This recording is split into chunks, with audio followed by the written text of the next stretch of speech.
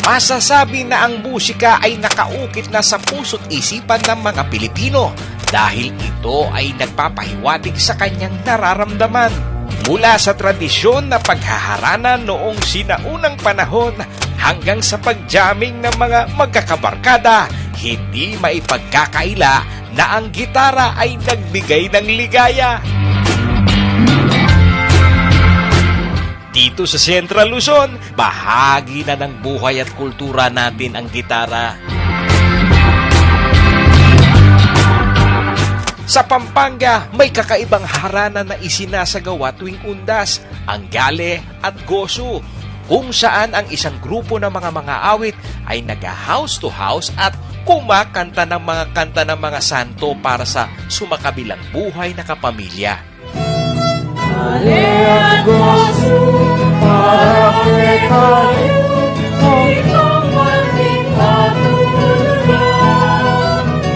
Wala sa upin, ikalalawin sa aking karalugtuman. Naririnig rin natin ang mga pulusa o mga kwento sa mga nakatatanda, minsan sa mga piyesta o kapag iniimbitahan sila sa mga pagdiriwang na may accompaniment na musika ng gitara. Minsan, nagpapagawa pa nga ang mga politiko ng kanilang campaign song sa mga pulusador tuwing eleksyon. Kasama talaga ang gitara sa tradisyon ng musika sa Pampanga.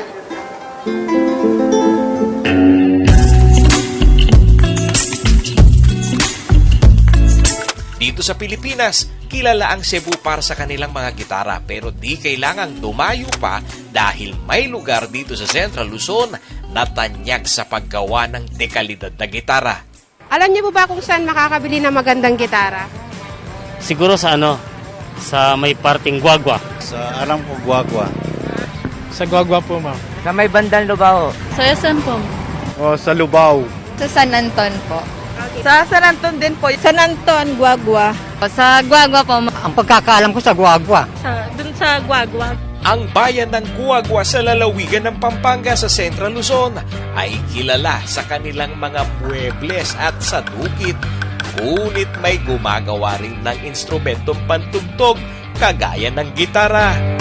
Isa sa mga naging tanyag na pangalan pagdating sa paggawa ng gitara sa Guagua ay ang angkat ng mga lumanong. Ayon sa mga taga San Anton, Guagua, Pampanga, sa pamilya ng mga lumanog nagsimula ang paggawa ng gitara sa barangay.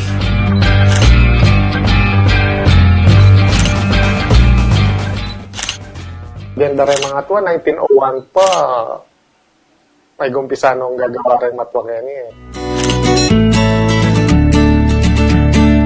Araramdaman kaya sabihan dahil lang minuna pong ginawa kani, tambakan po.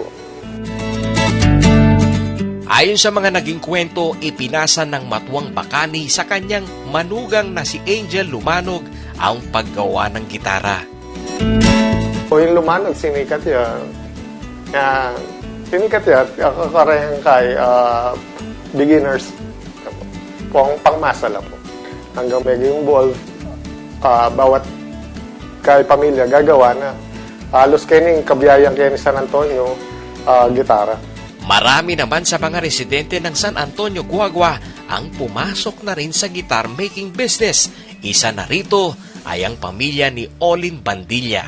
Mag-starting pamangawa ng gitara yapo ko 1946. Aman ako na mo family business min Gaan sa kabatatang ko, may nalakad yung tindahan Manila. Anak ko pa at albe-albe na ako hanggang yung yako na mag-supervise ka rin mag-obra. Tapos asawap na ako ka rin design po kay pumakanano lang mas sumanting pa rin gitara. Masasabi na ang tindahan ni Olin Bandilla ay iisa sa iilang mga tindahan ng gitara sa Guagua kung saan ginagawa ang lahat ng proseso ng guitar making mula sa disenyo hanggang sa produksyon at finishing. Kumbaga, iligan ko na talaga. Kumbaga, kaya kami may kakapatid, di ako mag-focus kang Ang mga gitara na gawa ni Olin Bandilla ay itinuturing na matitibay at Premium dahil gawa ito sa mataas na kalidad ng solidong kahoy. Ay, them product po, kakay ko as quality guitars la po. Talagang pagbusak ng panahon, yung quality na. Banglang, mas masanting niya. Halos kasi gagawan niya, solid wood la po. Adatang pangmasal, laminated wood lang mo, plywood la po. Hindi kaya kami, acacia, langka, mahogany. Kumbaga, from scratch, titistisan la. Kaya medyo masakit lang pag yan gawan. Una, from in tanaman, palang yan mo, kabat tistisan mo yan, slice mo yung mga nipis, kabat bibilad mo la po kanito. Palang yan mo lang pilang months. Kabat ito, shape mo na kay i-shape mo na hanggang mabuo na yung ditak-ditak.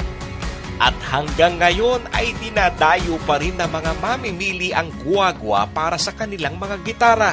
Kenny dadayuan da ako, Kenny, kare mga ukulele ko pong gitara. Kanita, yung mabiya pa itetest me, pumunta ka, Kenny. Pagawa yung gitara na, sabat pamisalina na. Dakal mangawang gitara, Kenny, sa nandun. Kaso dahil kay pandemic, dakal may manyarang pagawaan. Usually, yung customer ko, si Jantila. Poreng kaya. Kanya ukulele kasi, hobby tayo eh. Kumbaga, pang grupo lang, mga yan. Ba't ka rin rondalya? Karing kay metura na lang klase. Kaya makapag-rondalya. Bago pa mag-pandemic ay nag-organisa na si Olin Bandilla sa tulong ng Angeles City at Guagua upang ipagdiwang ang Ukulele Festival. Ngayon mo pandemic, metok ng bagya. Sana next year may tuloy. Kaya ako kasi masaya ako na yung instrumento kayo ni San Antonio, agagamit doon rin aliwan tao.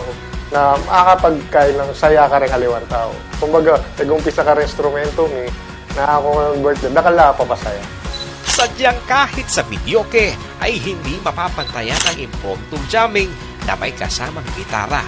Ang hamak na gawang kamay na gitara na nagbibigay ng kulay at saya sa kulturang Kapampangan.